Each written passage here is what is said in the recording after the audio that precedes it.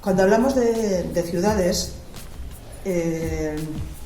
tendemos desde nuestra visión etnocéntrica, y a pesar de que está muy claro que la gran parte de la población mundial vivimos hoy en día en ciudades o en espacios urbanos, tendemos siempre a visualizar como un paradigma universal las ciudades occidentales, es decir, las ciudades de Estados Unidos, de Europa, las ciudades en las que vivimos.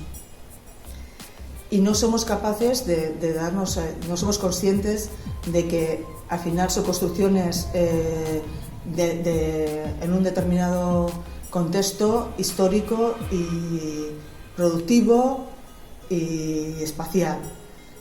Si comparamos las ciudades de Euskal Herria comparadas con otras ciudades del Estado español o de otros países europeos, vamos a ver las diferencias. Pues existe un mayor número de diferencias comparando las ciudades occidentales con las ciudades de otros países. Eso es muy importante porque al final también tenemos que situarnos en qué tipo de ciudades nos referimos y qué tipo de contextos nos estamos refiriendo. También es muy importante la interseccionalidad, ¿no?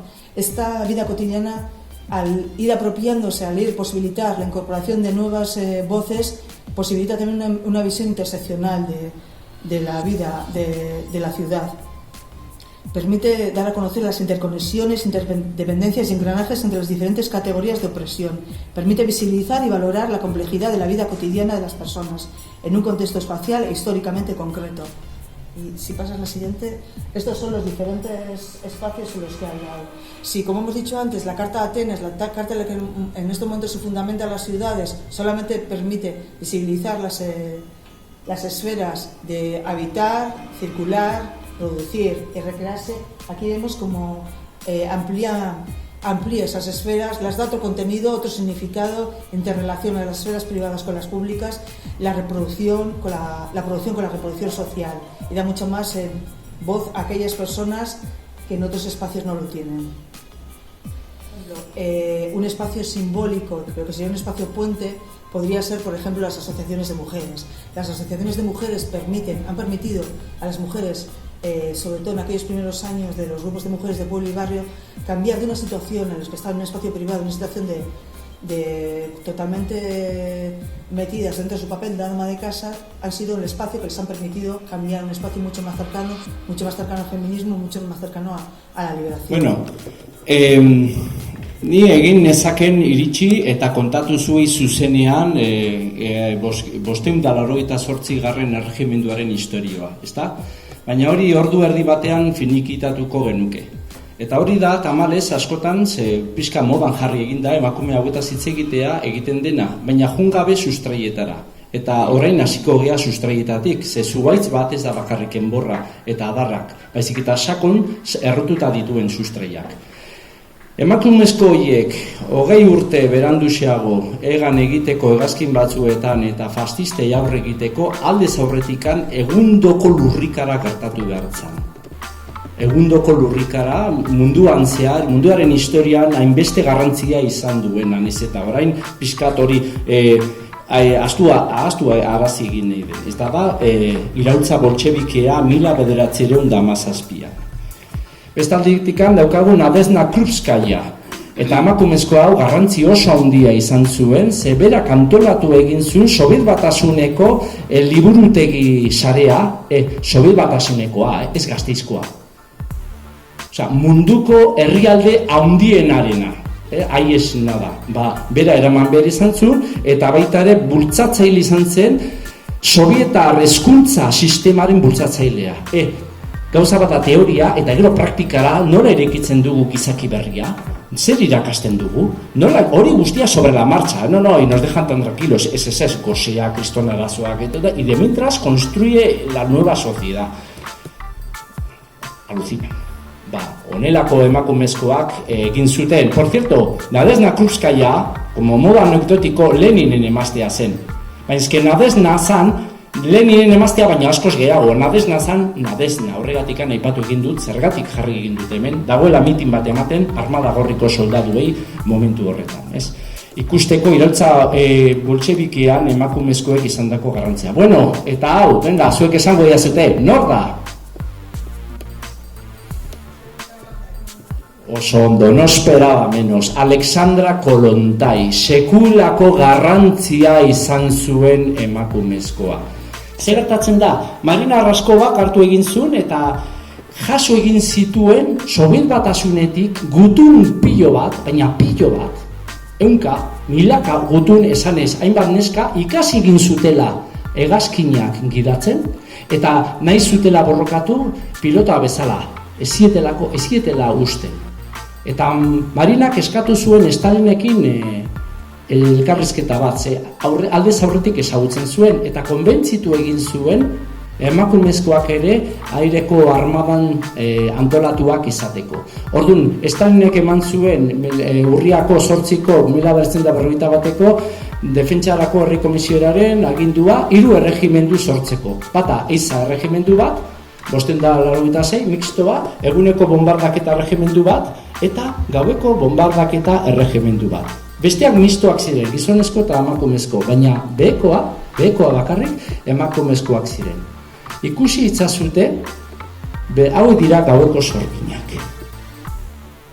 Ikusi berein aurpegiak, ikusiko dezute, dira pertsonak guztiz normalak, ikasleak, batzuk nekazariak, beste batzuk maistrak, beste batzuk lan egiten zuten industrian, eta guztiek ikasi egin zuten aldez aurretik hegazkinak gidatzen, baina ez bakarrik hori. Hegazkin bat ez du egan egiten, norbaitek ez baldin badu bere motorra prestatzen. Norbaitek ez baldin badu bere bombak prestatzen bere tokian. Eta horiek ere emakumezkoak ziren.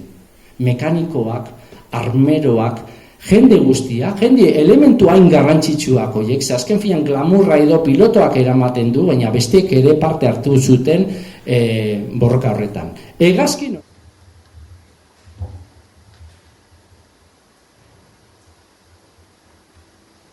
hasi aurretik, gogora ekarri nahi dugu atzo urtebete izan zela, Espainiar zein Frantziar estatuek Euskal Herri langilearen aurka daramaten gerra estrategiaren baitan soilik uler daiteken espetxe politika medio, Igor González Ola preso politikoaren erailketa eman zenetik.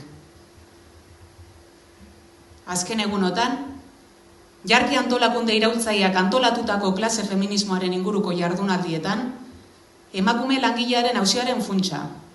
Auzi honek 20. mendean eduki duen bilakaera. Sistema kapitalistak nola baliatzen dituen bitartekoak hiri baten planteamendu eta ordenamenduan, sexu genero zapalkuntzari eutsi eta hau sustatzeko. Emakume langileak, bai berak, zein langile klaseak bere osotasunean pairatzen duen zapalketari aurre egiterako orduan, Euskal Herrian naiz mundu mailan buruturiko borrokak. Eta borroka iraultzaileari eustearren, militantzia iraultzaile bat aurrera eramanez, jazarriak eta espetxeratuak izandako emakumezko militante iraultzaileen esperientziak jaso eta partekatu ditugu, emakume langileak sistema kapitalistaren baitan pairatzen duen zapalkuntza forma ezberdinak azalarazi eta honen muinera heltzeko. Jazarpen forma espezifiko honen inguruko kontzientzia zabaldu eta formakuntzan sakontzeko. Izan ere, sistema kapitalistak haize bolada bat bailitzan, emakume langilearen indarraren garra itzaltzen diardu, hau izaera birproduktiboko zereginetara kondenaratuz. Sexu genero zapalketa baliatzen duelarik, maila produktiboan bere lanaren etekina xurgatzen duen bitartean.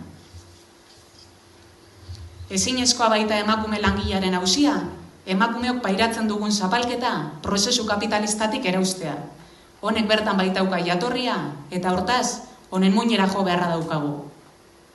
Honek, hain zuzen ere, feminismoaren auzia klase ikuspegitik edo parametroetatik jorratzea galde egiten du. Emakume langilearen borroka, langile klasearen borroka baita. Eta langile klaseari ezinezkoa zaio pairatzen duen zapalketari aurre egitea, emakume langileak pairatzen duen zapalketa espezifikoa borrokatu gabe.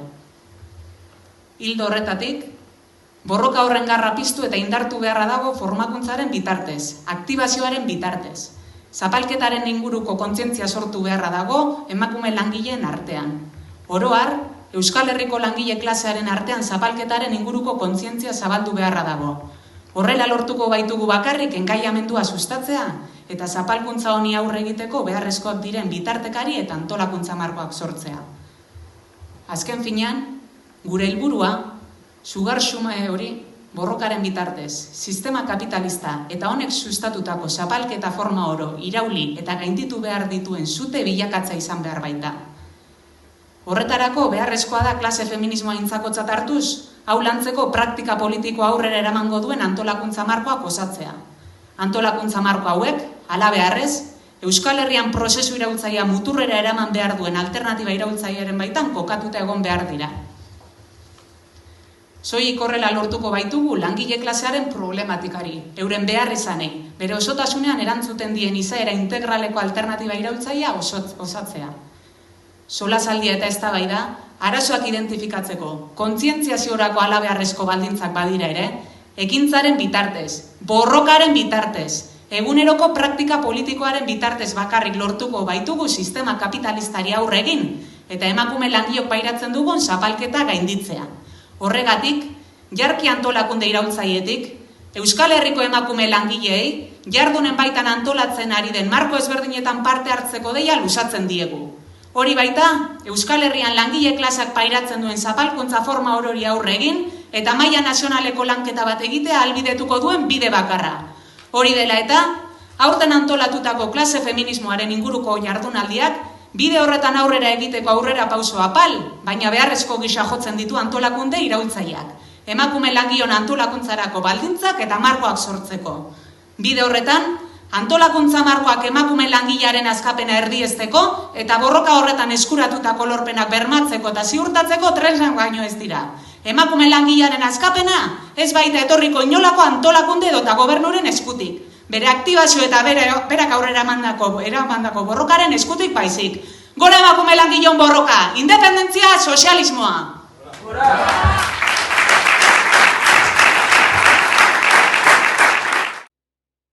La haine.